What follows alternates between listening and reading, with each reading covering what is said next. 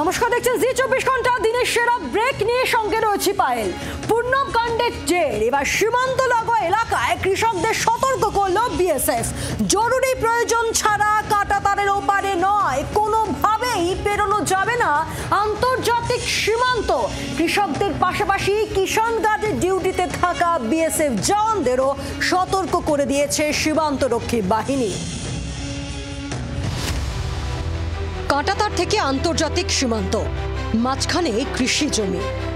পূর্বে দুই বাংলা থেকে পশ্চিমে দুই পাঞ্জাব। দেশের দুই প্রান্তের সীমান্তেই এমন বিঘের পর বিঘে কৃষি জমি রয়েছে।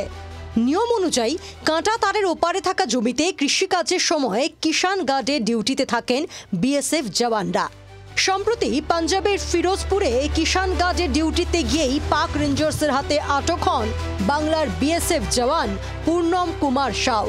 পেহেলগাঁও পরবর্তী উত্তেজনার মধ্যেই শত্রুপক্ষের হাতে পূর্ণমের আটক হওয়ার ঘটনায় যথেষ্টই অস্বস্তিতে নয়াদিল্লি।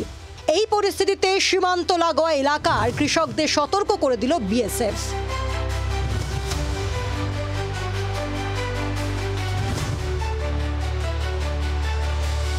পাকিস্তান লাগোয়া এই সমস্ত রাজ্যের কৃষকদের, বিশেষ করে পাঞ্জাবের কৃষকদেরকে পরামর্শ দেওয়া হয়েছে যদি অত্যন্ত জরুরি প্রয়োজন থাকে তাহলেই যেন কৃষকরা কাঁটাতার পার করে জিরোল্যান্ডের কাছে জমিতে কৃষিকাজ করতে যান, এবং যদি কোনো কারণে তারা এই কৃষিকাজ করতেও যান তাহলে তারা যেন আন্তর্জাতিক সীমান্ত সম্পর্কে সচেতন থাকেন, কোনোভাবে যেন পাকিস্তানের আন্তর্জাতিক সীমান্ত তারা পার না করে। ভারত পাক সীমান্ত লাগোয়া পাঞ্জাব, রাজস্থানের মতো রাজ্যে কাঁটাতারের বেড়া থেকে আন্তর্জাতিক সীমান্ত অবধি বিপুল চাষের জমি রয়েছে ভারতীয় কৃষকদের।